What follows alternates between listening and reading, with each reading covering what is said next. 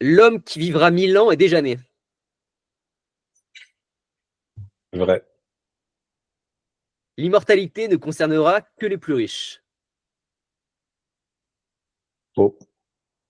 Le 20-80 de la longévité, c'est mieux dormir, mieux manger, faire du sport. Aujourd'hui, oui. Vrai. Le marché de la longévité sera le plus gros marché au monde. 100% vrai. Brian Johnson va avoir le monopole. Faux. Bah, je pense que la Il transition est elle est rigolo parfaite. ton questionnaire. Comment? Il est rigolo ton questionnaire. Prochaine fois, j'essaierai de faire un peu plus de questions, mais je pense que la transition est parfaite. Gabriel, tu as cofondé Icar.ai avec Alexandre. On avait fait un podcast, un épisode sur la longévité. C'est un domaine qui nous passionne avec Alex. Et tu as eu l'extrême gentillesse du coup d'accepter notre invitation et de venir. Est-ce que tu peux nous parler très rapidement d'Icar et de ce que vous essayez de faire? Et en quoi, du coup, Brian Oui, Johnson ne va pas avoir le monopole derrière? oui, oui, oui. Donc, allons-y étape par étape. Donc, j'ai été un petit peu inspiré ou intrigué, on va dire, par Brian Johnson tout au début de mon parcours dans la longévité. Et également, je me suis rendu compte que ce qu'il faisait était pour le moins saugrenu, quoi, très très poussé, très risqué, relativement inaccessible. Et donc, très rapidement, je me suis positionné comme une alternative à ce qu'il proposait, qui sont des mesures, des interventions vraiment extrêmes, de se dire, ben, monsieur et madame tout le monde, qu'est-ce qu'il peut faire concrètement pour améliorer sa longévité, pour prendre en compte les dernières recherches dans le domaine de la médecine préventive. Et c'est comme ça que petit à petit, je me suis rendu compte à quel point c'était le parcours du combattant en France et dans plein d'autres pays dans le monde d'ailleurs, sauf quelques exceptions, de prendre sa santé en charge en mode préventif, en mode proactif, et donc tous ces obstacles-là, je me suis dit, c'est quand même dommage que ce type de service, ce type d'approche ne soit pas accessible à n'importe qui. Et donc j'ai souhaité créer iCare.ai exactement avec cette idée en tête. La vision globale, c'est une consultation longévité par individu de plus de 40 ans dans le monde entier. Ça fait 3 milliards d'individus. Bien évidemment, ça va pas se faire du jour au lendemain, mais avec l'intelligence artificielle, avec les automatisations qui peuvent être mises en place grâce à ces technologies-là, on peut imaginer que progressivement, le prix à payer pour ce type de service va être de plus en plus faible jusqu'à ce qu'il devienne accessible pratiquement à n'importe qui, en France ou ailleurs dans le monde. Et donc aujourd'hui, avec Care.ai, c'est exactement ça. C'est un médecin spécialisé dans la longévité, avec un coach de santé qui est mis à disposition des personnes qui souhaitent prendre en charge de manière proactive leur santé long terme. Et il y a des médecins, du coup, qui sont vraiment spécialisés longévité? Alors c'est très difficile à trouver, et justement c'est là où je me suis moi-même heurté à ces obstacles-là. Donc rien que trouver des médecins spécialisés là-dedans, quand vous parlez pas de Olivier Zollman qui gère le dossier de Brian Johnson par exemple, qui est inaccessible, de Peter Attia qui va facturer 150 000 dollars par an aux États-Unis. Donc on vous sortait un petit peu toutes ces stars de votre univers. Il reste pas grand monde quoi. Donc rien que trouver des médecins c'est compliqué. Nous, on a toute une filière, commence à être connu dans le milieu, on sait comment les chercher, comment les trouver, comment les évaluer. Et donc, effectivement, on a aujourd'hui un vivier qui est suffisant de médecins pour soigner nos patients. Aujourd'hui, ton produit, il est disponible dans combien de pays et comment ça se consomme concrètement? Ouais. Ouais, ouais. Donc dès le départ, nous, ce qu'on s'est dit, un peu de par mon expérience, celle de mon associé, cofondateur, et aussi l'aspiration internationale. Donc dès le départ, on s'est dit, on allait considérer le monde comme notre terrain de jeu dès le moment zéro de la création de la société. Et donc on a tout construit de telle manière à ce que n'importe qui dans le monde, n'importe quel patient dans le monde puisse avoir accès à ce service. On a aujourd'hui des patients, on n'en a pas beaucoup, on en a quelques dizaines, mais ils sont déjà situés dans plein de pays, France, Suisse, Belgique, Qatar, Dubaï, États-Unis, Canada. Et pareil pour les médecins, pareil pour les coachs de santé qui accompagnent également le parcours de santé des patients. Donc tout ça est dès le départ orienté pour que ce soit international, à la fois côté praticien de santé et à la fois côté patient. Et donc, tout se déroule de manière très concrète à distance, en visio. Le premier mois, le médecin va faire un certain nombre d'analyses, va prescrire un certain nombre d'analyses. Ça suppose quelques allers-retours par rapport à des analyses médicales de sang. Donc, il faut aller dans des laboratoires de sang pour faire les analyses, des questionnaires. Et à la fin du mois, on sort avec une espèce d'évaluation globale de l'état de santé du patient, avec les points forts et les points faibles, et également 3 priorités pour faire le 80-20 justement, sur qu'est-ce qui est le plus important à gérer pour chaque patient. Et bien évidemment, il y a une grande diversité de ces priorités-là en fonction de chaque patient. Pour certains, ça peut être plutôt la gestion de stress. Pour d'autres, ça peut être de la supplémentation alimentaire. Pour d'autres, ça peut être certains types d'activités sportives, etc.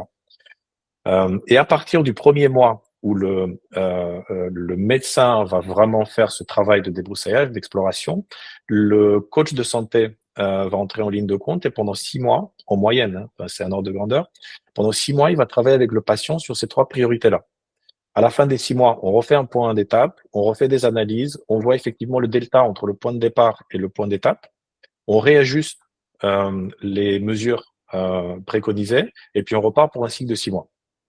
Et le coach de santé est vraiment très important parce qu'on se rend compte que le médecin est très fort et c'est son métier de faire des recommandations. Par contre, souvent, il va faire 150 recommandations. Lorsqu'on voit le truc, on est complètement découragé, on le met de côté, on n'y touche plus.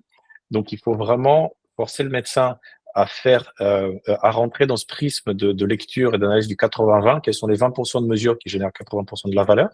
Et souvent, il y a une composante d'ingénierie comportementale qui fait qu'il faut que le patient change son style de vie pour implémenter en fait ces recommandations-là dans sa vie de tous les jours. Et c'est là où le coach de santé prend toute sa valeur, puisque bon, tout le monde sait qu'il faut arrêter de fumer, mais on n'arrête pas de fumer. Tout le monde sait qu'il faut manger moins, mais c'est pas pour autant qu'on mange moins, et ainsi de suite. Donc il y a beaucoup il y a cette composante en fait de changement de comportement où le coach de santé peut contribuer de manière significative. Alors, du coup, si je résume, je paye, je vais faire une prise de sang. Ensuite, j'envoie tout ça à un médecin spécialisé sur votre plateforme. Le médecin m'indique un certain nombre de choses et après, c'est un coach qui prend le relais et on fait un point tous les 6 mois pour voir si, eh bien, je vais dans la bonne direction ou pas. Et donc, finalement, c'est un Oui. appel du coach tous les 6 mois. Non, le coach, non, c'est le médecin en fait qui fait des appels tous les 6 mois, mais encore une fois, c'est vraiment une approximation parce que en fonction des patients, des fois il y a lorsqu'on fait des analyses de premier niveau et on se rend compte qu'il y a certains points de suspicion, on peut ordonner, le médecin peut prescrire des analyses plus profondes, plus précises dans un certain domaine. Et donc il peut y avoir plus d'allers-retours, c'est pas aussi standardisé que ça dépend vraiment de chaque cas particulier. Le médecin reste disponible. Mais juste qu'on se rend compte qu'en fait, à partir du moment où le médecin fait son travail et qu'on a la liste des 3 priorités, c'est plutôt le coach de santé qui va prendre le dessus, sans pour autant que le médecin ne soit plus accessible. Au contraire, le médecin est toujours accessible et peut toujours répondre aux questions des patients. Ok. Et le coach, en fonction de chaque patient, le coach, il peut faire des points toutes les semaines, ou alors toutes les 2 semaines, ou alors tous les mois. Il y a même certains patients, moi je pense que c'est pas, enfin c'est une vue pas très précise, mais certains qui disent, mais moi j'ai pas besoin de coach parce que je suis très discipliné, je me débrouille tout seul, et qui veulent faire un point avec le coach une fois tous les 3 mois, par exemple. Ok. Donc Ok. il y a beaucoup de Ok. flexibilité là-dedans. C'est vraiment des parcours très personnalisés. Tu as dit que du coup, vous étiez dès jour 1 à l'international, déjà, site en anglais. Euh, vos clients, ils viennent d'où aujourd'hui? Est-ce que tu as des clients Mhm. français, tu as des clients surtout américains? Et la question derrière, c'est quoi le niveau de maturité du marché aujourd'hui? Parce qu'on est un peu dans une bulle. Alors, certes, Brian Johnson est quand même devenu assez mass market. J'ai l'impression qu'il parle quand même à un certain nombre de personnes, mais ça reste mass market, mais ça reste quand même assez niché. Aujourd'hui, c'est quoi le niveau de maturité du marché? À quel point est-ce qu'il faut éduquer les personnes sur ça? C'est quoi ta cible? Est-ce que c'est une cible qui a plus de 60 ans et qui commence à paniquer? Ouais. Est-ce que c'est une Mhm. cible, parce que j'ai l'impression que Brian Johnson, il parle quand même à des personnes assez jeunes. Euh, voilà. À qui est-ce que vous parlez? Ouais, ouais. Donc, de manière très concrète, on a des patients aujourd'hui dont la tranche d'âge commence à 25 ans. De manière tout à fait surprenante, Et je suis vraiment admiratif envers la maturité de ces jeunes qui comprennent vraiment les enjeux de leur santé, en tout cas sur le long terme. Euh, des personnes de 40 ans, voilà, et même des personnes de 60 ans et plus. Donc vraiment au niveau de l'éventail, au niveau de la tranche d'âge, c'est très large. Au niveau de la catégorie socio-professionnelle et également du niveau de rémunération en fait de ces gens, c'est souvent trois types de personnes, soit des entrepreneurs, soit des personnes qui travaillent dans le domaine de l'investissement, soit dans le domaine du développement informatique. Alors, c'est assez surprenant pour nous, c'était très surprenant de faire cette observation-là. Et en discutant avec eux, on se rend compte que l'entrepreneur, il a la gestion du risque profondément ancrée dans sa vision des choses. Donc, il comprend qu'il faut qu'il investisse, il faut qu'il fasse des investissements long terme, faut qu'il fasse certains sacrifices aujourd'hui pour avoir des résultats demain. Euh, en plus, c'est quelqu'un qui veut prendre en charge sa vie. Donc, il y a un aspect, je prends le taureau par les cornes et je suis maître de ma vie. Et donc, c'est quelque chose qui est très important pour eux. Pour la partie investissement. Donc, les investisseurs, ouais, c'est des gens qui comprennent très bien que euh, il y a cette notion d'intérêt composé qui fonctionne dans le domaine de l'investissement, mais qui fonctionne également dans le domaine de son capital santé. Il comprend que il y a une gestion du risque, c'est-à-dire que personne ne va te garantir que tu as 10% de rendement à la fin de l'année. En finance, c'est de la même manière, personne ne va te garantir que tu vas vivre 100 ans en bonne santé. Tu augmentes les chances, tu joues avec les probabilités, mais en même temps, il n'y a pas de garantie. Et donc, c'est souvent des gens aussi qui gagnent relativement bien, suffisamment bien pour ne plus avoir le problème du lendemain et qui peuvent se projeter sur des projets plutôt long terme. Et donc, voilà un petit peu le marché, en tout cas celui qu'on attaque aujourd'hui et qui résonne plutôt bien à la proposition de valeur. Maintenant, dans l'absolu, si on parle de mass market, c'est le marasme. C'est catastrophique. Les gens, on vit aujourd'hui dans une société qui est un peu une dictature de l'instantanéité. On se retrouve éduqué à être dans l'incapacité à gérer le long terme, à faire des sacrifices aujourd'hui pour avoir des résultats demain. Si demain c'est dans 1 an ou dans 10 ans, vraiment il y a vraiment quasiment plus personne. Donc effectivement, c'est une micro-niche qu'on arrive à attaquer aujourd'hui. Et la maturité du marché en général est pas terrible. Ouais, c'est hyper intéressant. Et tu veux enchaîner? Ouais, non, moi j'avais juste une question, tu l'as très bien dit, tu as expliqué que c'était plutôt des classes aisées, on va dire, hein, aisées et on va C'est les dire, 1%, les 1% les plus riches en France. C'est très voilà, concrètement, quand tu touches 10 000 euros par mois, enfin, il y a un seuil à 10 000 euros, enfin, c'est approximatif, hein, des fois c'est 7 000, des fois c'est un peu plus, mais à 10 000 euros par mois, il y a une espèce de déclic qui fait que tu commences à te projeter sur le long terme, à la fois sur la partie investissement financier et à la fois investissement en capital santé, puisque finalement, c'est deux aspects qui peuvent représenter des facteurs limitants pour ta vie. tout à fait. Et le produit, il coûte combien? Enfin, comment vous Ouais, le vendez donc, du coup? ouais, aujourd'hui, c'est un abonnement à 300 dollars par mois. D'accord. On a récemment changé enfin, maintenant c'est annuel, donc c'est un peu moins à l'année, mensuellement. On est un peu de 200, 250, je pense.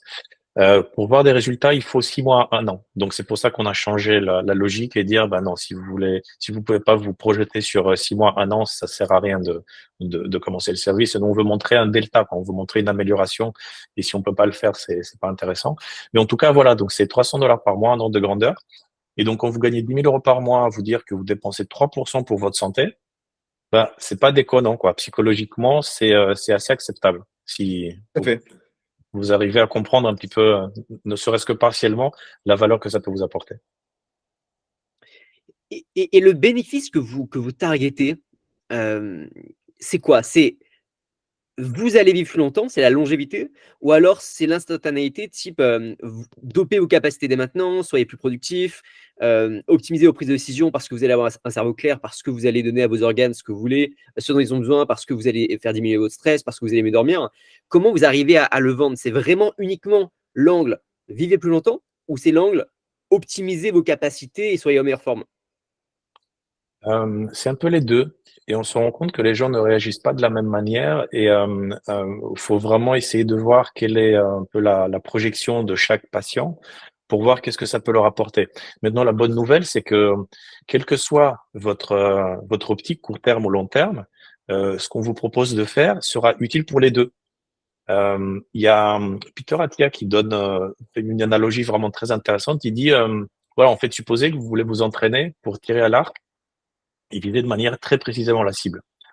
Supposez que vous vouliez réussir à tirer vraiment au centre à 10 mètres. Ben, en fait, la meilleure manière de s'entraîner pour être très très précis sur une cible qui est située à 10 mètres, c'est de la mettre à 50 mètres et vous entraînez. Et n'ayez pas peur que si jamais vous arrivez à bien viser la cible qui est à 50 mètres, ben, vous serez d'autant plus précis quand la cible est qu'à 10 mètres. Et en fait, l'analogie avec la longévité est exactement la même. On se dit, en fait, vous voulez peut-être être très fort sur les prochaines semaines, les prochains mois, avoir plus de vitalité, etc. Vous voulez avoir des résultats court terme. Ben, en fait, si vous regardez et vous optimisez en fait pour les résultats long terme, vous inquiétez pas. De toute façon, vous ferez ce qu'il faut faire pour que sur le court terme, ça se passe très bien aussi. Et nos patients, d'ailleurs, s'en rendent compte en fait. Ils ont, comment dire, le beurre, l'argent du beurre et le cul de la crémière, de se dire que sur le court terme, ils ont des avantages, une meilleure vitalité. Vraiment certains qui ont des problèmes le syndrome de l'intestin irritable, par exemple, qui est multifactoriel, qui est très compliqué qu'aujourd'hui la médecine occidentale classique ne sait pas traiter. Ils ont eu des résultats positifs là-dessus, sur la gestion du stress, sur l'énergie, etc. Donc c'est vraiment des objectifs court terme. Et en même temps, ils savent qu'ils font ce qu'il faut pour que sur le long terme, ils restent le plus longtemps possible en bonne santé. Donc c'est un peu les deux. Je ne sais pas si je réponds à ta question, mais c'est plus une question de projection personnelle de chaque patient, sachant que de toute façon, nos préconisations, elles sont orientées vers ces deux objectifs-là, court terme et long terme en même temps. Ouais, ok. Hyper intéressant. Ouais, Alex? Moi, la question du coup qui vient après, on en a parlé un peu avant de lancer, mais on va la répéter pour les auditeurs. Comment on en arrive à monter une startup pour devenir immortel, pour vaincre la mort? On le tourne comme on veut, mais comment c'est quoi le parcours pour en arriver là et de se dire, OK, maintenant je me sens légitime pour challenger le plus gros problème de l'humanité, entre guillemets. C'est quoi ton histoire, Gabriel? Ouais, en fait, j'ai toujours été mené par des objectifs un peu audacieux et j'ai construit ma vie sur le fait de me proposer de me fixer des objectifs a priori très durs à obtenir et donc rencontrer cette espèce de méfiance autour de moi et ensuite construire un peu pour contrer cette méfiance et pour ensuite démontrer qu'effectivement c'est possible. Je l'ai fait à des échelles moindres pendant toute ma vie, mais euh, à chaque fois, je suis construit de cette manière que ça me motive. Quand on me dit tu n'y arriveras pas, c'est impossible. Et donc c'est ça qui me donne l'énergie nécessaire pour aller chercher plus loin et démontrer qu'effectivement c'est possible. Et donc quand j'ai vendu ma dernière société en 2021, je me suis dit voilà en fait l'aspect financier est coché sur le restant de mes jours, ou même les prochaines générations, donc c'est plus un sujet. Donc qu'est-ce que je pourrais faire maintenant pour à la fois honorer cette espèce de mécanisme de motivation personnelle que j'ai et à la fois aider l'humanité donc et de trouver du sens là-dedans. Donc il y avait plusieurs options et très rapidement cette histoire de lutter contre la vieillesse et contre les maladies associées à la vieillesse a rapidement pris le dessus sur les autres. Et j'ai découvert un milieu absolument fascinant, incroyable, qui se cachait à la vue de tout le monde, puisqu'il n'est pas caché en soi, mais personne ne fait attention à ça, de chercheurs qui travaillent dans ce domaine, d'entrepreneurs qui développent des produits, de la médecine préventive, de traitement par cellules souches, de rapamycine, en fait, de tous ces domaines de diagnostic maintenant, les full body scans, etc. Enfin, c'était vraiment un domaine extraordinaire. Et pendant que Le Monde et Le Figaro, en première page, ils avaient les manifestations contre le décalage de l'âge de la retraite, ben moi, je lisais des trucs, je dis, mais non, mais ces gens, c'est pas ça le sujet, quoi. Le sujet, c'est comment est-ce qu'ils vont faire pour vivre 10 ou 15 ans ou 20 ans de plus en bonne santé. Et pourquoi est-ce que personne n'en parle? Pourquoi est-ce que c'est pas mainstream? Et j'étais un peu là-dedans, et donc je me suis rendu compte que il y avait tout un boulevard, et qu'on est vraiment à ce point d'inflexion où à la fois la recherche, la prise de conscience, etc., sont en train de monter en flèche de manière exponentielle. Et j'adore être moi dans ces domaines où à la fois il y a du risque, effectivement, à la fois il y a plein de gens qui disent non mais c'est du n'importe quoi, etc. Et puis en même temps tu sens que ça bouillonne et que bientôt ça va devenir mainstream. Et donc le fait de se positionner là-dessus et d'impulser le plus possible cet écosystème pour passer au-delà du point de bascule où ça va devenir une évidence, comme l'intelligence artificielle aujourd'hui, par exemple, où tout le monde veut être dedans, c'est une évidence qu'il faut investir dedans, une évidence qu'il faut se former là-dedans. Ben moi, je voudrais qu'on arrive là-dedans, quoi. Et donc, je me suis dit, voilà un bel objectif qui est inaccessible, qui est difficile, qui est très long terme, avec une traversée du désert qui peut se calculer en années, voire même en dizaines d'années, hein. Peut-être dans 10, 15 ans, on sera toujours en train de prêcher la bonne parole, et il faudra toujours continuer à résister et faire preuve de résilience. Mais j'ai trouvé que ça me ressemblait énormément. J'ai une question immédiate, Gabriel, c'est que, et moi, c'est une question que je me suis beaucoup posée, notamment au moment du Covid. Peut-être que c'était pas la meilleure période, mais la Terre entière s'est mobilisée pour trouver un vaccin. Et on l'a trouvé en l'espace de quelques mois. Et la question que je me suis posée, c'est, on peut voir à quel point le fait de mobiliser les cerveaux de l'espèce humaine nous permet de faire des avancées scientifiques majeures. Pourquoi est-ce que ce jus de cerveau est utilisé pour vaincre quelque chose qui potentiellement peut amener à la mort, plutôt qu'essayer de vaincre la mort directement? Et en fait, c'est un peu la logique qu'on a depuis la nuit des temps, qui est on limite les causes qui peuvent nous amener à la mort, mais on ne s'intéresse pas à la mort elle-même, mais à comment est-ce qu'on peut essayer de limiter ça? Est-ce que c'est parce que c'est quelque chose d'impossible à faire? Est-ce que les scientifiques se sont résignés en disant, «On oublie, on peut, dans tous les cas, on a des limites biologiques, on ne parviendra pas à dépasser les 120 ans, par exemple, et les 80 ans en bonne santé, physique»? Ou est-ce que c'est juste parce que notre cerveau, nous a conditionnés dans cette optique-là et donc nous empêche tout simplement de prendre en considération le fait que, en fait, c'est possible de transcender l'espèce humaine. C'est possible d'aller sur Mars. C'est possible d'avoir l'énergie infinie. C'est possible d'avoir une intelligence qui surpasse celle de l'homme et c'est aussi possible peut-être de devenir immortel et de ne pas vivre, 70 ans, 80 ans, 90 ans, mais 200, 400, 500, 1000 ans. C'est quoi ton point de vue par rapport à ça? Et ben, ce que tu dis, moi, ça résonne très fort, et je pense effectivement que oui, on peut aller sur Mars. Oui, on peut avoir de l'énergie infinie. Donc enfin, oui, on peut vivre éternellement, ou autant qu'on le souhaite, en tout cas. Donc moi personnellement, je suis très profondément animé par ce genre de vision et de valeurs. Euh, Maintenant, l'humanité dans son ensemble, je pense que nous avons tous été conditionnés, sauf quelques éléments particuliers qui sont surtout pas statistiquement représentatifs, à gérer le court terme. Quand on était dans les cavernes et que on avait un ours ou un mammouth qui nous courait après, en fait, on n'en avait rien à faire de ce qui allait se passer dans les 10, 20 prochaines années. Donc, ce qu'on voulait, c'est avoir un peu d'énergie en plus pour courir un peu plus vite et pouvoir échapper au danger qui est vraiment court-termiste, quoi. Et en fait, tout notre cerveau a été construit comme ça. Donc aujourd'hui, bah, en l'espace de quelques siècles à peine, on s'est retrouvé avec une société où le risque a pris une dimension complètement différente. Notamment, il y en a quasiment plus hein, de risque physique, je veux dire. Et on a des cerveaux trop anciens en fait. Et donc la raison, en fait, principalement, je pense elle est là. Maintenant, on pourrait être un peu plus circonstanciel et rentrer un peu plus dans le détail, moins dans les généralités. Il y a un contexte aujourd'hui politique et juridique euh, qui n'est pas favorable à la longévité. Je m'explique. Par exemple, euh, l'OMS, qui est le fer de lance en fait de toutes les politiques de santé publique dans le monde entier, considère que la vieillesse n'est pas une maladie. Et donc, sur les 50 dernières années, on a eu ces 4 maladies chroniques, maladies cardiovasculaires, cancer, syndrome métabolique, diabète de type 2 et problèmes associés, et également les maladies neurodégénératives. Et on s'est dit, en fait, on va allouer des fonds publics massifs pour résoudre ces problèmes-là. Et le fait est que on a réussi à résoudre le problème cardiovasculaire de manière assez spectaculaire, mais les autres aujourd'hui sont relativement au point mort, voire même le syndrome métabolique s'aggrave. Il y a entre 25% et 33% de la population mondiale qui est d'un point de vue métabolique malsaine, en mauvaise santé.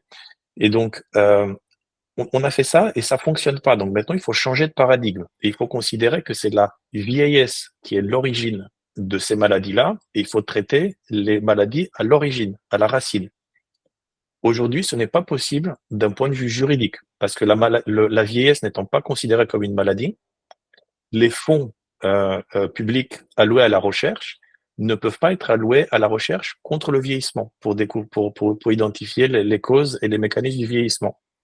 Et il y a également aujourd'hui des lobbies qui ont été mis en place pour la bonne cause à l'époque, dont la responsabilité est de maintenir ce statu quo, c'est-à-dire vous avez des organisations de médecins dont la responsabilité est de s'assurer que année après année, les fonds publics sont alloués à cette branche-là de la recherche.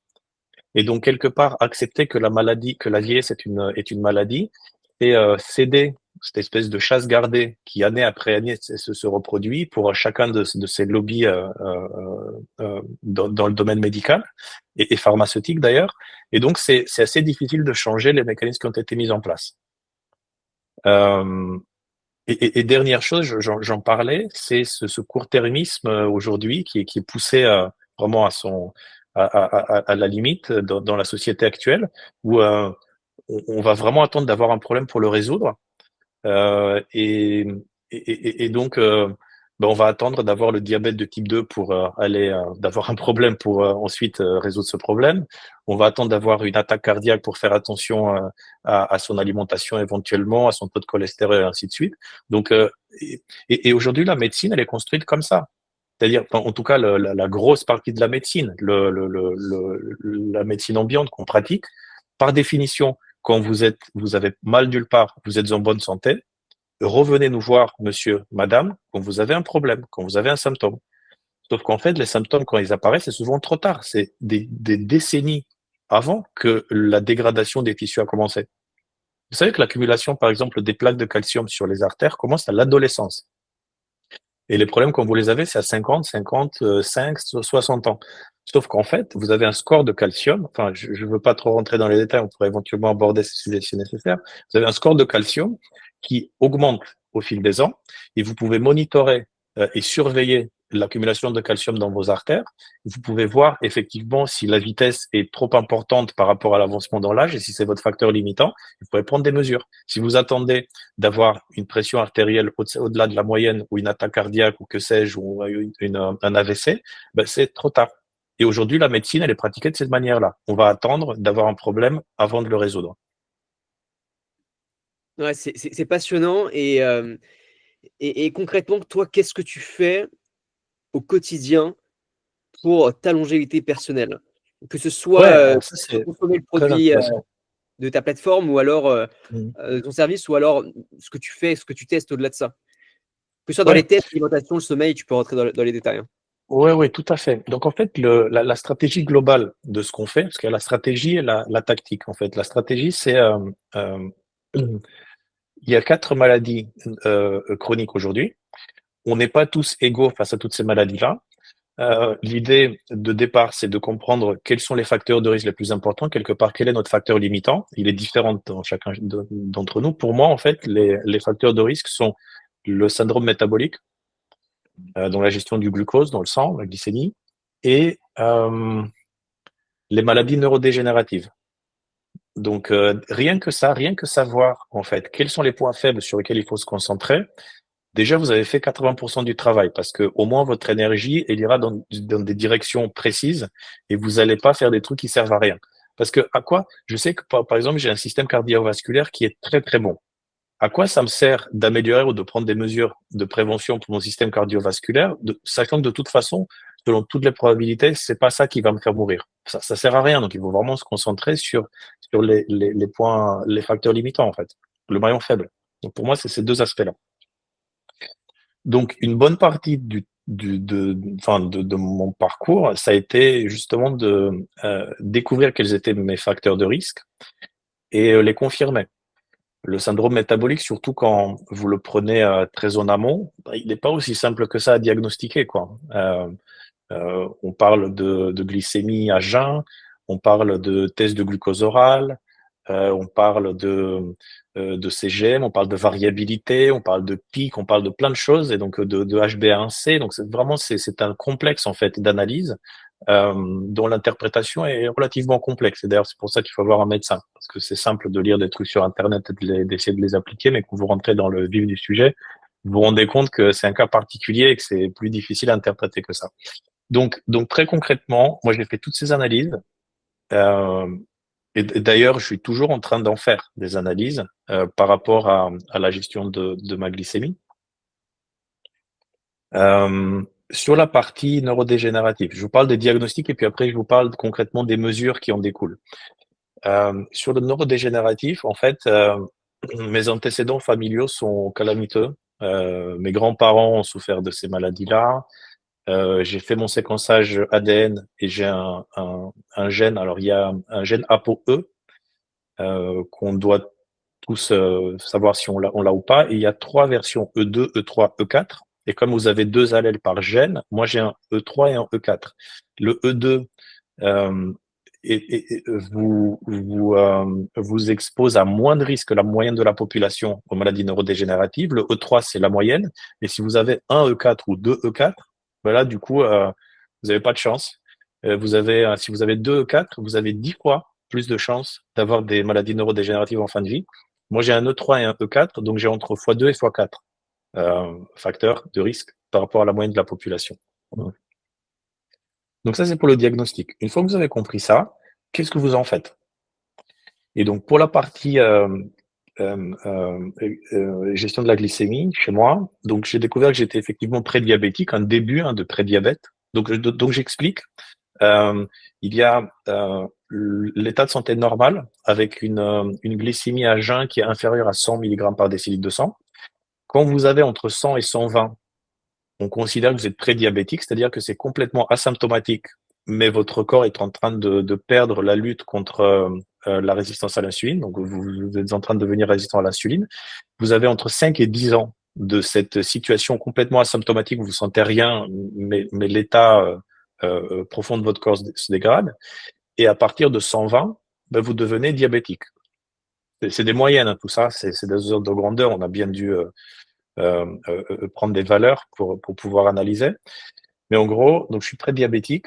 Qu'est-ce que j'ai fait? Il y a plein de choses que vous pouvez faire quand vous êtes prédiabétique. Et les mesures sont listées, assez simples. Les résultats ne seront pas les mêmes pour chacun. Donc il faut essayer et puis voir effectivement si ça fonctionne ou pas pour vous. Donc moi, ce que j'ai fait, j'ai complètement arrêté le sucre. Les gâteaux, le sucre dans le lait, dans le thé, dans le café, etc. Donc, j'ai complètement arrêté le sucre. Rien que ça, d'un point de vue comportemental, eh ben, c'est quelque chose, quoi. C'est assez dur à faire. Alors, D'où l'importance d'avoir un coach de santé. Ouais, si on reste sur le sucre, quand tu dis que tu as totalement arrêté, est-ce que ça veut ouais. aussi dire des yaourts industriels? Est-ce que ça veut aussi dire les desserts au restaurant? Est-ce que ça veut aussi dire les Oui, fruits? oui.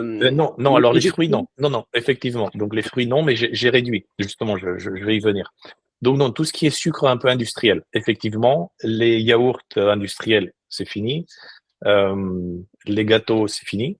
Alors, encore une fois, moi, pour être précis, l'essentiel de ma vie se passe à la maison, 90% du temps, et 10% du temps, je fais des voyages ou alors je vais dans des restos, etc. Dans ce cas-là, je m'impose pas de règles et je me laisse plus de liberté, histoire de ne pas avoir une vie complètement isolée d'un point de vue social. Ce qui compte, c'est ce qui se passe à la maison. Et à la maison, effectivement, il n'y a pas de sucre. Je mange les aliments dans un ordre précis. D'abord les fibres, ensuite les graisses et les protéines, et en dernier les glucides. Et quand je dis glucides, souvent c'est un fruit. Mais j'ai réduit la quantité de fruits et complètement réduit à zéro le sucre, comme je disais.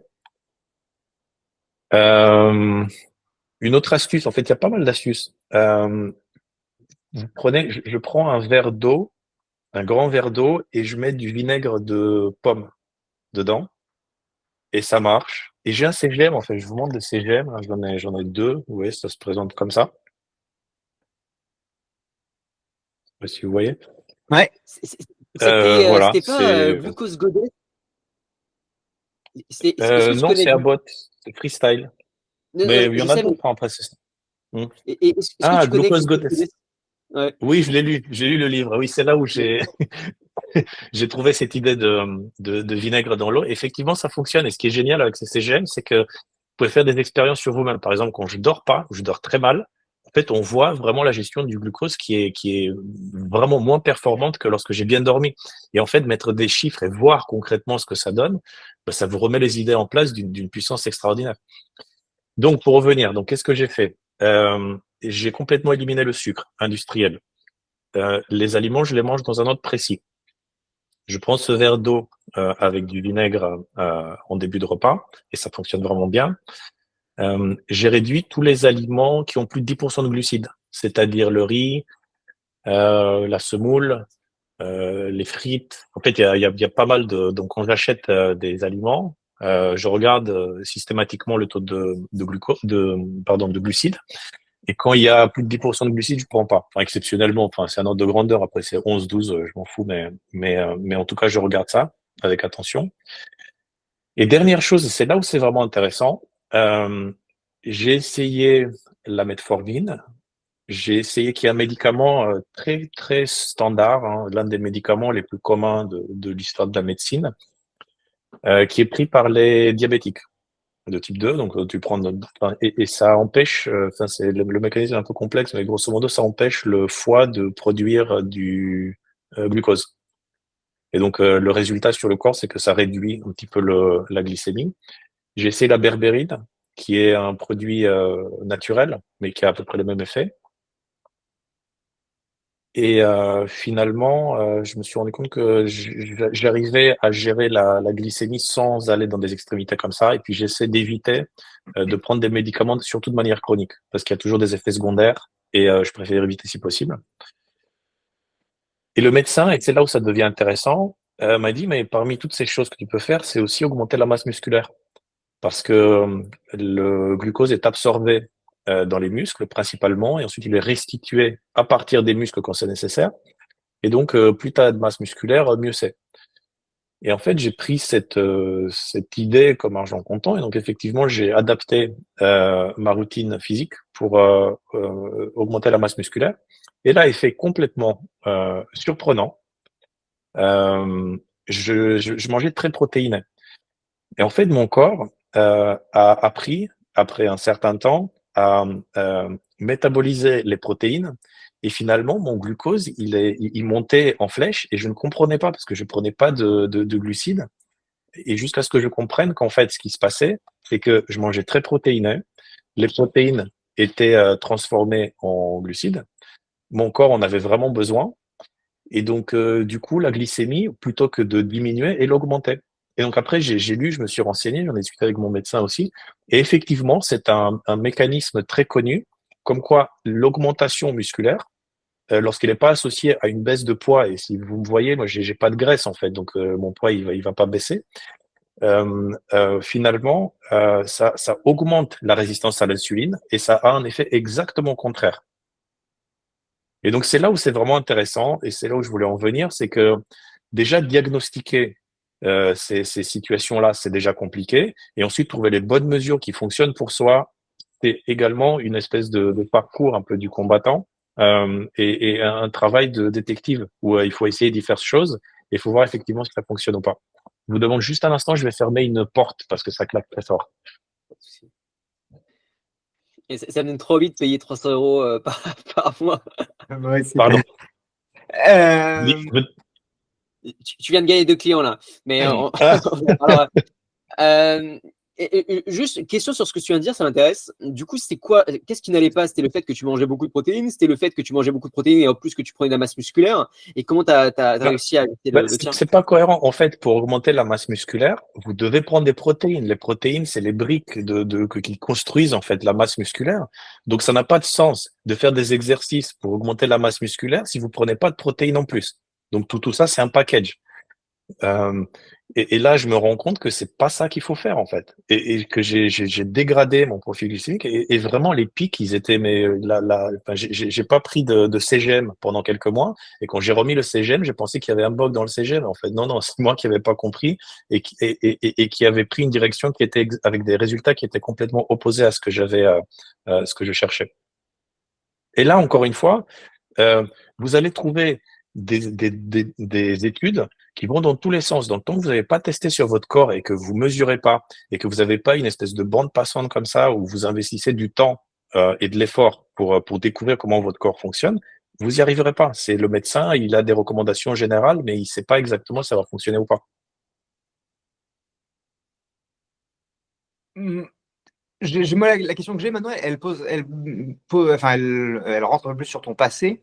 T'es médecin à la base, enfin, tu as des études de médecine ou pas du tout? Non, non, je suis ingénieur. Non, non, je suis ingénieur, donc j'aime bien rentrer Ok. dans le vif du sujet. Et comme c'est un sujet qui est extrêmement passionnant, effectivement, des fois, sans être arrogant, bah, surtout des médecins comme ça, lambda de quartier, ils en savent rien, quoi. Et c'est moi qui leur dis certaines choses et en fonction de leur degré, tu vois, d'assurance et de confiance et d'orgueil, ben, ils vont accueillir tout ça avec plus ou moins d'ouverture d'esprit, quoi.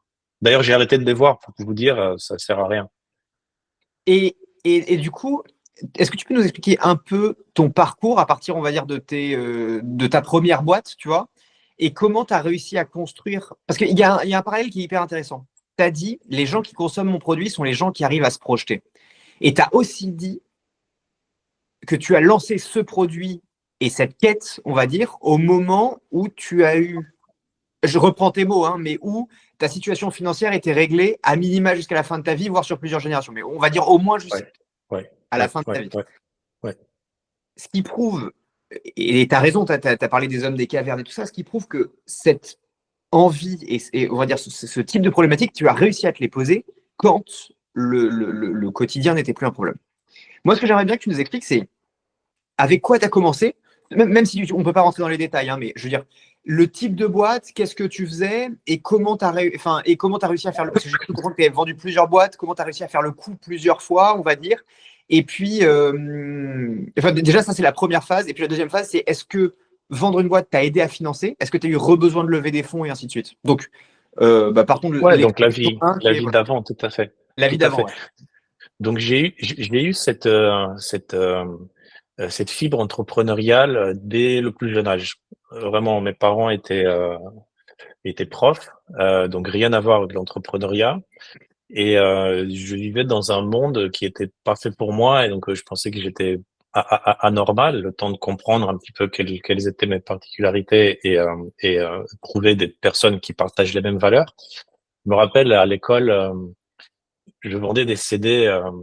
J'avais un copain, on s'était associé. Il y avait un graveur CD. À l'époque, ça coûtait 3000 balles. C'était très très cher. C'était inaccessible.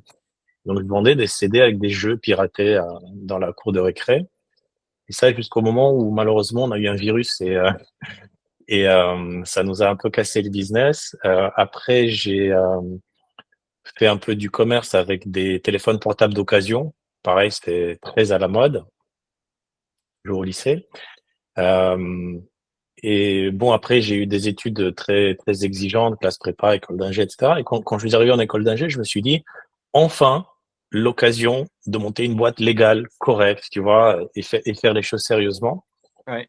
Et donc c'est là où j'ai monté ma première boîte, euh, qui était une espèce de Malte avant Malte. Tout le monde connaît Malte. Et puis, à l'époque, c'était un site américain qui travaillait beaucoup avec des développeurs indiens qui s'appelait Rentacoder, qui a été racheté par Elance, qui a été racheté ensuite euh, par comment ça s'appelle, Upwork. Maintenant, c'est devenu Upwork. Ouais. Donc moi, je me suis dit, je vais faire la même chose sur la communauté francophone. Il y a plein de pays francophones et ça va être intéressant. Donc ça a été mon premier business. J'ai fait ça en parallèle de mes études. C'était extraordinaire de lever des fonds, d'être confronté aux problématiques entrepreneuriales. Ce qui fait que lorsque j'ai fini mes études, j'avais déjà une boîte qui faisait du chiffre d'affaires, on avait levé des fonds. Donc voilà, j'ai jamais été salarié d'une boîte à part de mes propres boîtes, effectivement. Euh, J'ai fait pas mal d'erreurs, mais je préférais 1000 fois faire ces erreurs-là et dormir 4 heures par nuit. Maintenant, j'ai une vision complètement différente pour en parler, mais à l'époque, vraiment, je me poussais à fond pour être le plus indépendant possible et pour être maître de ma vie. Et effectivement, l'aspect financier et la carrière professionnelle, on faisait partie. Euh, voilà un peu ce que je peux dire. C'est, de toute façon, si c'est inscrit en vous, vous ferez entrepreneur de toute façon, quoi qu'il en soit. Et si jamais c'est pas fait pour vous, ben vous le ferez pas, ou alors vous le ferez un petit peu et puis ensuite vous reviendrez parce que c'est effectivement trop dur si c'est pas pour vous.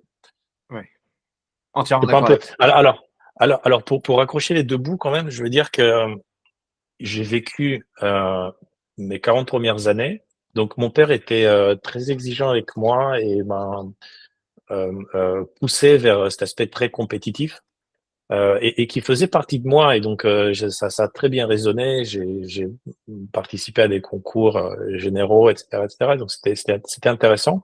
Mais en même temps, le, euh, l'idée derrière tout ça, c'était de se pousser toujours plus. Et, et c'est comme ça que j'en suis arrivé à dormir 4 heures par nuit, que je me suis surentraîné, que à chaque fois il fallait faire toujours plus. Et en fait, tout ça, c'est devenu très profondément ancré en moi. Et en plus, paradoxalement, sur le court terme, en tout cas, ça donnait des résultats. Donc effectivement, oui, en se poussant plus, ben, on arrive plus loin, on lève plus de fonds, on fait plus de chiffres, on recrute de meilleures personnes, etc. Et donc à 41 ans, quand j'ai vendu la dernière boîte, je me suis dit, bon, bah, attends, ça a tellement bien fonctionné pour moi pendant les 40 premières années, je vais continuer comme ça. Et donc, c'est toujours dans cet état d'esprit de dormir très peu, de se pousser toujours plus de travail à faire, toujours plus d'intensité, que j'en suis arrivé à faire des examens médicaux, d'analyse de sang, âge épigénétique, glycanage. En fait, il y a plusieurs examens aujourd'hui qui, heureusement, deviennent très accessibles qui permettent de voir l'état de votre santé, combien même vous avez aucun symptôme. Alors j'avais quelques légers symptômes, mais tout au long de ma vie, donc j'avais l'impression que c'est pareil pour tout le monde et que c'est normal. De l'eczéma, des démangeaisons, du stress, un peu de l'anxiété, tout ça, mais bon, je trouvais que c'était normal. Et, et là, pour moi, c'était un gros coup de bambou sur la tête. Je me suis rendu compte, glycanage, en fait, ça mesure l'état d'inflammation générale du corps. C'est un test qui coûte, je crois, dans les $300, un truc comme ça. J'avais 41 ans quand j'ai fait le test, 42, pardon. Mon âge, glycan age, était de 72 ans. C'est-à-dire que mon état d'inflammation générale du corps était celui d'une personne de 72 ans. Et le médecin, lorsqu'il m'a présenté les résultats, j'ai cru qu'il faisait une blague. Mais au bout d'un quart d'heure, je me suis rendu compte que c'est pas une blague, c'est vrai. Donc ça, c'était très dur pour moi. Les analyses, savoir que j'étais prédiabétique, pareil, moi, je pensais que j'avais toujours fait du sport, j'ai jamais fait d'abus, j'ai pas bu, j'ai pas fumé. Donc, j'avais une très bonne impression de moi en général et de l'état de ma santé en particulier. Et en fait, c'était un gros coup de bambou sur la tête de me rendre compte que j'étais sur une bombe à retardement, quoi. Donc ça m'a fait complètement changer la logique. Dormir 7h30, 7 heures, 8 heures, c'est super important.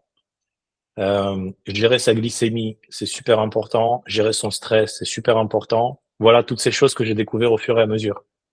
Et ça, quand vous les découvrez à 50 ans, vous avez un AVC ou une attaque cardiaque ou de la pression artérielle, en fait, c'est trop tard. La plaque de calcium, elle ne s'enlève pas. Dans l'état des connaissances aujourd'hui, elle s'accumule, mais elle disparaît pas.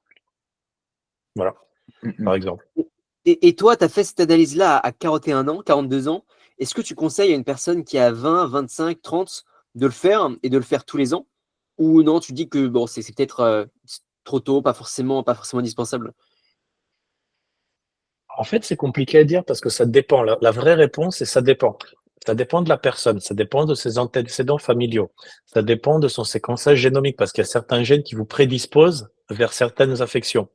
Euh, euh, euh, et ça dépend de ton style de vie aussi. Donc, euh, je ne peux pas te donner de réponse facile à ça, mais pour rester dans les généralités, puisque la question est quand même assez générale, je dirais que plus on avance dans l'âge, plus la fréquence de certains examens doit augmenter. Mais ceci étant dit, à 25 ans, il y a pour moi le faire une fois et après tous les 2 ans. Acheter un CGM, ça coûte 65 balles. Et jouer avec pendant 2 semaines, une fois tous les 6 mois ou tous les ans, tous les 2 ans, bah, c'est presque un gadget, quoi. C'est presque rigolo à faire et à voir, et on pourrait découvrir des choses très impactantes. Et ta solution, toi, à 300 € par mois, est-ce que ça comprend ce type aussi d'analyse? Non, nous, ce qu'on fait, on a les médecins, le médecin et le coach. Et tout ce qui représente les analyses, alors lorsque c'est possible de le faire et en France, il y a une partie qui va être prise en charge par la Sécu. Il y a une autre partie qui ne sera pas prise en charge. Un ordre de grandeur, donc au début, lorsqu'on fait les premières analyses, ça coûte à peu près 400 balles, qui n'est pas prise en charge. Donc c'est un budget supplémentaire. Après, on peut faire du 80-20, on peut prescrire aussi des analyses moins précises, moins détaillées, mais prendre que les biomarqueurs qui ont le plus de chances d'avoir des problèmes ou qui doivent être surveillés. Les CGM, tout ça, non, ça dépend de chaque patient et du budget qu'il souhaite mettre dedans. Donc nous, on lui explique, toujours avec cette règle du 80-20. Par exemple, un exemple très concret, tu vois, j'ai une montre. À l'époque, c'était une Garmin. Une Garmin qui, à l'époque, était l'un des seuls, ou je pense le seul modèle qui évaluait le VO2 max. Le VO2 max, en fait, c'est la capacité du corps à consommer de l'oxygène dans des conditions d'effort maximum en aérobie, pas en anaérobie, parce qu'ensuite, ça génère de l'acide lactique. Il a été démontré que le VO2 max, représente un prédicteur très fiable de la longévité en bonne santé, et de deux, il diminue de manière statistiquement fiable à peu près de 10 à 15% par décennie à partir de 40 ans. Donc en fait, ça vous permet de vous projeter sur les 30-40 prochaines années et vous dire, en fait, si là je suis à 45 millilitres par minute et par kilogramme, c'est comme ça qu'on mesure le VO2 max, et que ça va diminuer de 10% par décennie, à 90 ans, je serai à 20. Et à 20, est-ce que je peux encore marcher? Parce qu'on sait effectivement quel VO2 max il nous faut pour pouvoir marcher, pour pouvoir monter des marches, pour pouvoir juste vivre. Et donc, ça vous permet comme ça de faire du rétro-planning très, très en amont par rapport à votre âge. Et donc, ce que je voulais dire, c'est que ça m'a coûté quand même dans les 1 000 €. Alors, c'est un budget.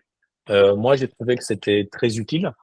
D'autres personnes peuvent considérer que c'est pas aussi utile que ça, et on peut évaluer le VO2 max soit dans un laboratoire une fois par an, et ça coûte 50 balles, soit d'autres manières. Donc, encore une fois, ça dépend du budget de chacun et et aussi des aspects auxquels il souhaite faire le plus attention. Ok, très très intéressant. J'ai une question business, Alex, n'hésite pas, hein, si t'as des questions, hésite pas, mais j'ai une question très, très business. Aujourd'hui, on voit quand même énormément, notamment peut-être grâce à Brian Johnson, on voit énormément de boîtes qui s'ouvrent et qui proposent, alors, de mon point de vue, plus ou moins ce que vous proposez. C'est-à-dire de la prise de sang à domicile ou pas. D'ailleurs, certaines personnes envoient un boîtier pour faire une prise de sang manuelle, individuelle. Et ensuite, on envoie la chose. Et après, on a des appels, on a un plan d'action, on a un check-up. Ou d'ailleurs, une autre boîte là, qui a été j'avais parlé de ça dans l'autre vidéo, je me souviens plus du nom, Alex. C'était une boîte en France qui a été d'ailleurs créée par l'ancien conseiller de Macron. Oui, c'est Zoe. Zoe. Exactement, Zoé, Zoe. exactement. Et Tout je crois qu'ils ont levé 10 millions auprès de Xavier Niel et d'autres personnes il y a non, je crois. 20 millions. 20 Ah, 20 millions. millions, pardon. Ok, excusez-moi. En effet. Et eux, grosso modo, c'est l'expérience d'un hôtel 5 étoiles où, en gros, pendant une journée entière, eh bien, on nous dorlote, et puis on fait une tonne d'examens, et puis après il y a un spa, il y a un sauna. Bref, c'est une journée dédiée de bien-être / prévention pour pas mourir. Ma question, c'est comment te différencier, comment vous différencier de beaucoup d'acteurs finalement qui arrivent et qui proposent plus ou moins, j'aimerais sûr, à peu près le même type de promesse et le même type de véhicule. Et deux, est-ce que finalement le marché n'est pas assez limité non pas au terme de clients potentiels, mais au terme de solutions apportées, sachant qu'aujourd'hui, on n'a pas 36 000, je crois, possibilités pour réellement augmenter la longévité, si ce n'est faire de la prévention et dire ce qui va, ce qui ne va pas au niveau des analyses. Voilà, qu'est-ce que tu en penses? Quels sont vos retours par rapport à ça? Ouais, ouais, ouais. Donc écoute, oui, je connais Zoï effectivement comme cet écosystème de la longévité est international, du fait que c'est une niche dans chaque pays. Donc si tu veux avoir un marché, il faut t'es quasiment obligé de regarder à l'international.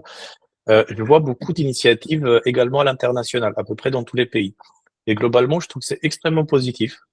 Je suis très content de ça. Parce que, encore une fois, le but ultime pour moi, c'est de vaincre le vieillissement, donc de contribuer un petit peu à cette prise de conscience globale et non pas faire du chiffre avec ma boîte. Donc, moi, je vois tous ces gens un peu comme des partenaires, comme des sources d'inspiration et non pas comme des concurrents. Et donc, serais tout à fait ravi que Zoe ou d'autres réussissent et percent dans ce marché. Et qui plus est, on regardera attentivement ce qu'ils font et on va essayer de faire la même chose. Donc, c'est super. Maintenant, personne n'a gagné dans ce domaine-là, ni Brian Johnson, ni Fountain Life aux États-Unis, ni la clinique La Prairie, enfin, on est tous un petit peu en train d'essayer diverses choses, d'attaquer différents micro-marchés, etc. Et qui aura raison, bah, ça reste encore à prouver.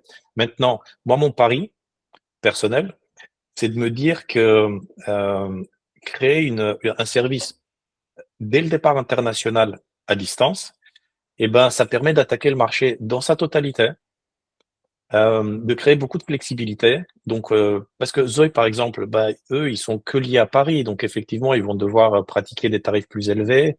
Ils vont peut-être offrir cette espèce de qualité de service d'hôtellerie ou je ne sais pas trop comment, de spa. Nous, on n'est pas là-dedans. Nous, on s'adresse à des gens qui veulent vraiment des choses concrètes, qui veulent le 80-20 et qui veulent pas payer pour se faire un massage et pour se faire servir le café dans une clinique de luxe, quoi. Et il y a un marché pour ça. Et très concrètement, vous voyez, Zoe, c'est pas c'est pas l'apothéose. En fait, il y a une autre clinique qui s'appelle la clinique La Prairie en Suisse, qui facture dans les 30 000 € la semaine, pour vous donner un ordre de grandeur, mais c'est de leaders mondiaux, d'accord? Donc les clients, c'est Carla Bruni, c'est voilà des stars un petit peu de ce niveau-là. Euh, Ces gens-là, du fait que la longévité des fois suppose des mesures pas très confortables, bon, en fait, ils vont omettre ces recommandations-là. Par exemple, faire du jeûne intermittent, bah, c'est pas confortable quand tu as l'habitude de manger 3 fois par jour et que le matin on te dit bah, tu vas crever la dalle, ben c'est pas agréable. Eh ben, la clinique de la Prairie le fera pas, par exemple. Lorsqu'il faut vous faire du HIIT, High Intensity Interval Training, en gros, que vous travaillez, vous faites un effort 3 minutes à fond la caisse, après vous arrêtez, après vous recommencez, ben c'est très inconfortable aussi. C'est pas le genre de sport gentil qu'on va faire dans la forêt, quoi, une balade une promenade de santé. Donc là, pareil. Donc nous, on n'est pas là pour dire aux gens les trucs sympas qui leur font plaisir à entendre. On est là pour leur dire le 80-20. Si tu veux vraiment changer les trucs, voilà ce qu'il faut faire. Ça nécessite de la discipline, ça nécessite de la régularité. Donc les trucs ponctuels, moi, de Zoe et d'autres, où tu vas là-bas pendant une semaine, ils te font des massages, etc. Et après tu repars. Moi, j'y crois pas. Moi, je pense qu'aujourd'hui, enfin, c'est pas que j'y crois, c'est que le vrai corps scientifique le considère. Aujourd'hui, la longévité, c'est des changements de style de vie, c'est une discipline, c'est des sacrifices et c'est un investissement sur le long terme. Donc moi, personnellement, je suis là-dedans. Et je travaille avec des gens qui peuvent comprendre en fait ce message-là et qui ne cherchent pas de confort.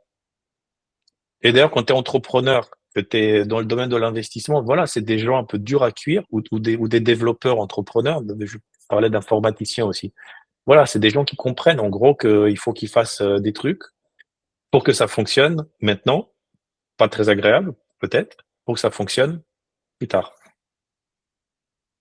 Donc voilà un petit peu mon approche pour vous dire. Et il y a autre chose qui, juste pour finir, qui nous différencie, c'est que c'est cet aspect très pratique de se dire que le médecin, il est là pour prescrire des traitements, mais qu'ensuite ces traitements ne sont pas exécutés du fait que c'est des changements de style de vie qui sont difficiles à mettre en place. Et donc, moi, je pense que la formule, entre guillemets, magique, la plus efficace, c'est à la fois le médecin et le coach de santé.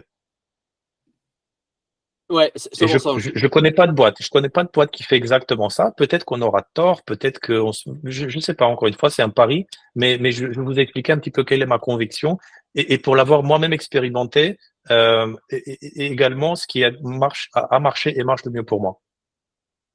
Non, non, je te rejoins à 100%. Le plus compliqué finalement, enfin, tout le monde sait que, et comme tu l'as dit, il faut arrêter de fumer. Pourtant, on continue de fumer. Tout le monde sait qu'il faut faire du sport. Pourtant, c'est très compliqué de se mettre au sport. Et donc, avoir un coach comme ça qui nous pousse, je pense qu'en effet, c'est une approche qui est intéressante.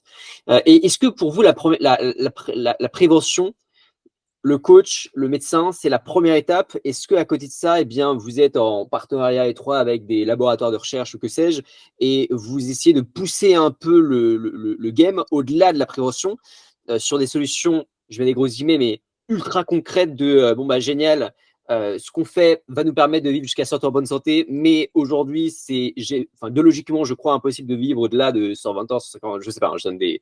Est-ce que vous faites est-ce que ça, c'est la première étape pour vous et vous vous projetez plus loin? euh, Comment vous positionnez par rapport à ça? Ouais, donc pour moi, iCare.ai, c'est qu'une brique, l'une des premières briques que j'ai posées dans cette cathédrale que j'essaie de construire. Je ne suis pas tout seul, de loin pas tout seul. J'ai monté également une association, loi 1901, qui a vocation à devenir une fondation, qui s'appelle la Fondation 2060, dont le but est de financer et de porter des projets de long terme, notamment d'influence du facteur politique, de changement des lois, pour pousser à plus de prévention. Par exemple, c'est quand même incroyable que tout le monde sache qu'il vaut mieux prévenir que guérir. Souvent, on l'utilise, hein, c'est devenu, voilà, c'est un proverbe, hein, tout le monde le dit.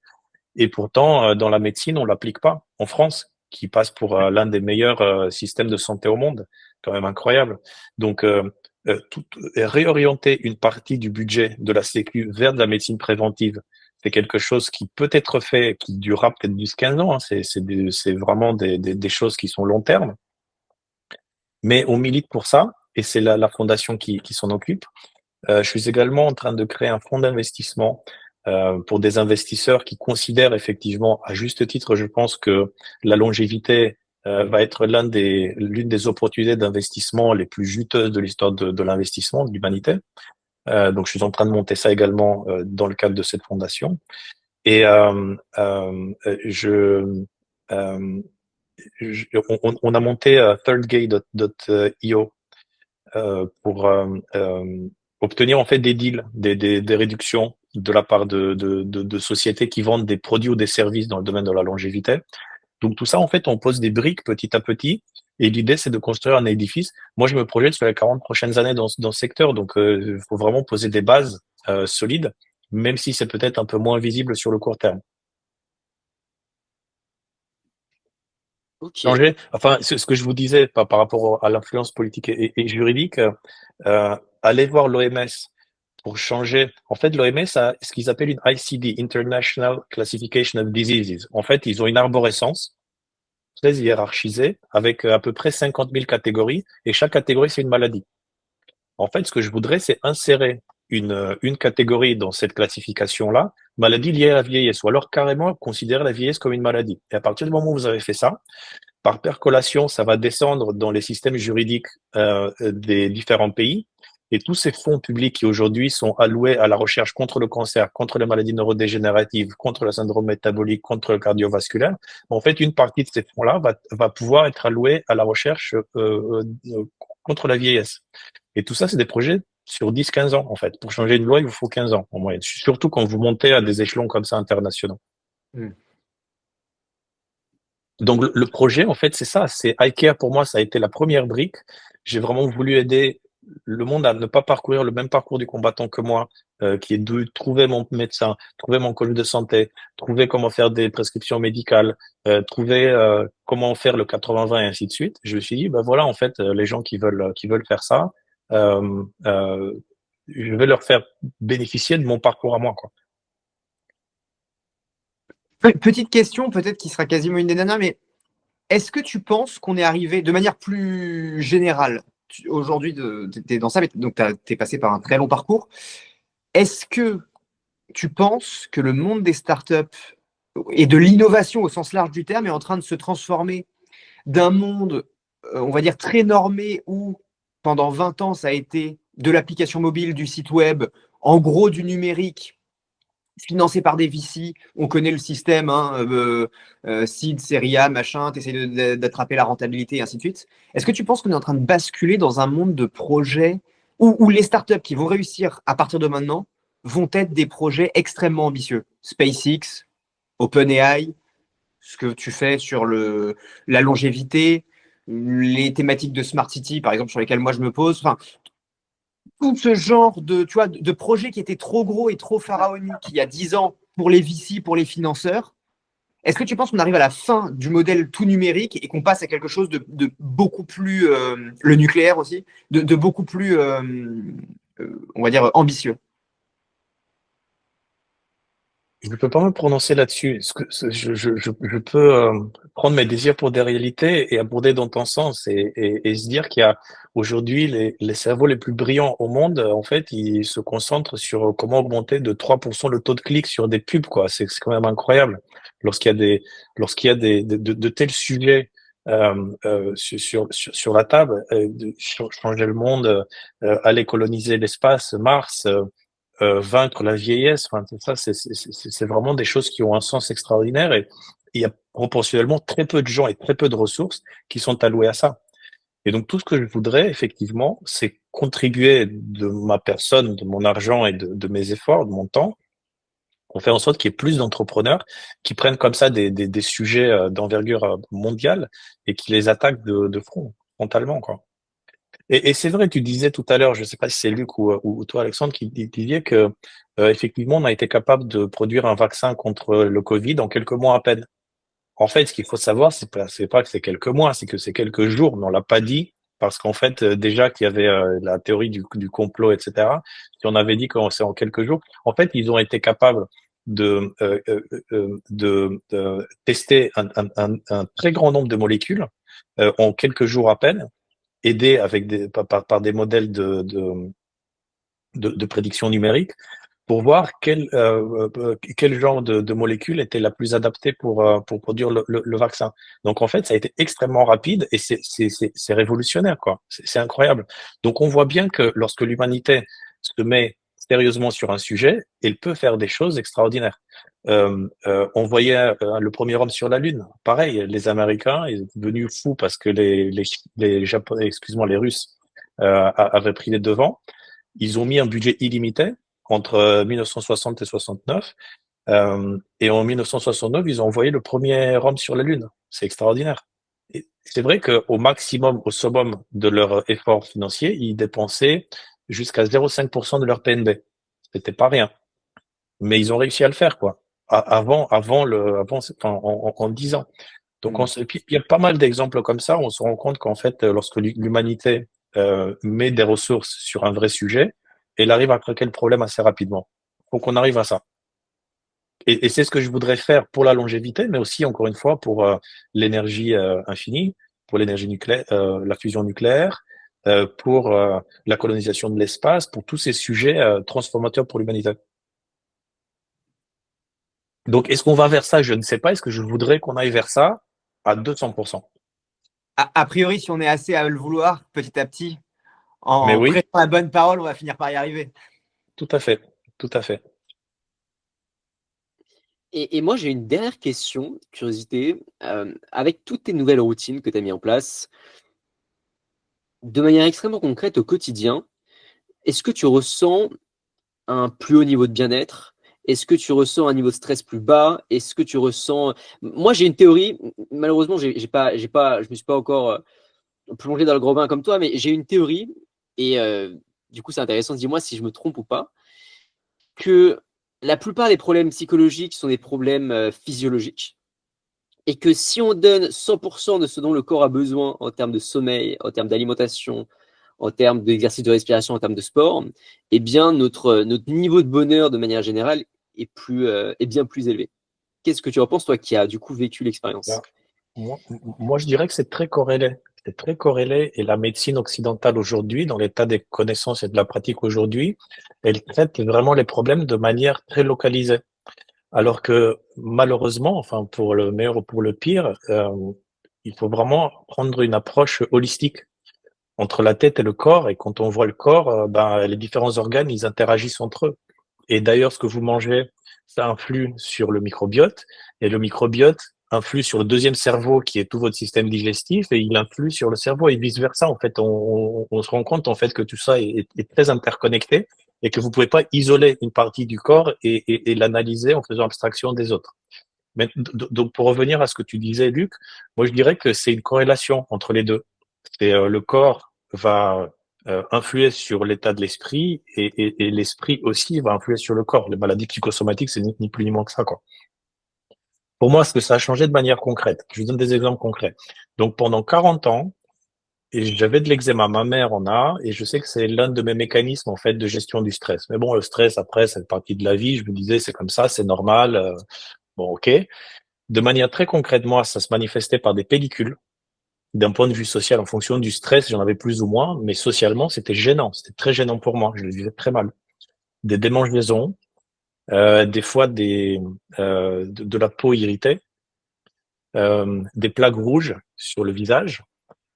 Et bon, je vivais avec, quoi. Et personne, aucun médecin ne m'a dit quoi que ce soit. J'avais même vu à Paris, il y a un institut du cheveu. Ils ont réussi à faire un institut, un bâtiment énorme, que avec des spécialistes du cheveu. Et j'ai vu le directeur qui me dit, bah, vous savez, on comprend pas trop les pellicules, tout ça, les cheveux, on comprend pas trop.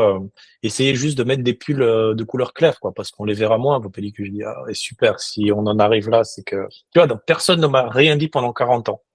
Depuis que j'ai commencé à dormir correctement, manger correctement, mieux gérer mon stress, j'ai plus de pellicules, et j'ai plus de plaques rouges, j'ai plus aucune manifestation, en fait, aucun symptôme de l'eczéma. Enfin, pour moi, c'est énorme, quoi. Euh, donc, il y avait ça. Un autre exemple. Dans ma vie d'avant, comme je vous ai dit, tout le temps, c'était dormir moins, se pousser plus, les entraînements physiques, je m'entraînais régulièrement, toujours plus, toujours plus. Depuis que je comprends les limites du corps, et les problèmes que j'avais, c'est que souvent j'avais des infections respiratoires, des trucs pas graves, quoi, un rhume, une grippe, une otite, la gorge enflammée, tout ça. Donc bon, pareil, ça me gênait, mais je considérais que ça faisait partie de la vie. Bah, depuis que l'état général de l'inflammation de mon corps a diminué, j'ai quasiment plus de maladies pas cardio, excuse-moi, respiratoires, des voies respiratoires supérieures. C'est extraordinaire. Donc rien que là-dessus, ça change beaucoup de choses pour moi. Donc je sens effectivement que mon système immunitaire est plus robuste et que j'ai moins de problèmes d'irritation, moins de problèmes d'eczéma. Donc ça, c'est deux exemples très concrets. Ça fait très mal, hein, parce que je me reconnais beaucoup dans ce que dans les symptômes que tu décris. Du coup, ça fait aussi poser pas mal de questions. J'ai mal à la gorge en ce moment. Je suis enrhumé, je suis tout enrhumé, j'ai mes cheveux qui grattent souvent. Ok. Passionnant, passionnant, passionnant. Bah, écoute, Gabriel, on va s'arrêter là. C'était hyper intéressant. Merci infiniment pour ton temps. Je sais Ouais, pas c'était si tu veux sympa de finir, discuter avec vous. je sais pas si tu veux finir par quelque chose, mais en tout cas, ton projet, il est super inspirant. Ta vision, elle est super inspirante. Je suis vraiment hyper content qu'il y ait de plus en plus d'humains qui se penchent sur la question. Il y a 5 ans, moi, j'ai toujours eu très peur de la mort, mais ça vient de 11-12 ans, lorsqu'il y a les problèmes et les premières questions métaphysiques qui apparaissent. Et, euh, et savoir de voir qu'il y a de plus en plus de personnes qui s'intéressent à la question et des personnes brillantes, je trouve ça exceptionnel. Et je trouve que ça amène plein d'espoir pour la suite. Qu'on n'y arrive ou pas, mais au moins on s'est posé la question et au moins on s'est dit, bah non, en fait, il y a un statu quo et on va essayer de le dépasser. Voilà. Ouais, Et je je trouve trouve ça Dépasser, de le bousculer. Tout à fait. le Ben, on est tous plus ou moins dans une course contre la montre, contre la mort. On est jeune, on a moi encore 40 ans, vous êtes peut-être plus jeune, je sais pas, mais c'est un ordre de grandeur à peu près. Et moi, je vois ça comme vraiment comme une course contre la montre, mais qui me mobilise. Tu vois, le matin, je me réveille, je me dis, il me reste encore 40 ans de vie. Est-ce que, à peu près, hein, en moyenne, bien sûr, est-ce que je fais tout ce qu'il faut pour repousser cette limite-là et pour entrer dans, enfin, vous connaissez certainement le terme parce que j'ai vu l'un de vos anciens podcasts. C'était sur le Longevity Escape Velocity, qui est que vous êtes en bonne santé le plus longtemps possible, vous accédez à des traitements qui n'existent pas aujourd'hui, mais qui existeront dans quelques dizaines d'années, qui vous donneront quelques années de plus à vivre, qui vous donneront accès à encore d'autres traitements et ainsi de suite. Et donc, de cette manière-là, vous rentrez dans une espèce de tunnel où vous pouvez effectivement vivre 150 ans, 200, enfin, qui sait. Et on n'est pas obligé de tout découvrir tout de suite, mais il faut quand même rentrer dans cette logique où le temps se rallonge petit à petit, quoi. Ouais, 100%. Et donc, c'est un peu 100%. ce que je veux. Et donc, effectivement, il y a une masse critique de plus en plus importante de personnes qui s'intéressent au sujet. Maintenant, moi, tout mon pari, c'est de faire en sorte que tout ce bordel, il bouge suffisamment vite pour qu'on accède justement à ces traitements révolutionnaires avant qu'on y passe comme les autres générations avant nous. Et on est la première génération à pouvoir s'imaginer atteindre cet objectif-là sans que ça soit un plan tiré sur la comète. C'est ambitieux, mais c'est réaliste. Exactement. Et il y a Ça, une carte à jouer. c'est une vraie stat. On est les premiers à se dire, il y a une chance, travaillons pour ça. Même si Ouais. c'est pas vraiment nous, c'est plus de la science-fiction. Ouais, mais moi j'ai envie que ce soit nous, quoi. Ouais. Et Moi aussi, hein. j'agis dans ce sens. Ouais. Et effectivement, nos parents, malheureusement, je pense que ils y auront pas accès, ça va pas assez vite. Mais nous, je pense qu'on a une vraie chance, quoi. Et il faut la jouer cette carte à fond la caisse. Tout à fait. Bon, Ok. bah écoutez, Ça fait une super fin Belle de. conclusion. ouais, c'est génial. Alors, on mettra les liens du coup de Icar et ton lien LinkedIn si tu veux dans la description. Je sais pas si tu veux qu'on Ouais, partage. volontiers. Ok, super. Au top. Bon, j'arrête l'enregistrement.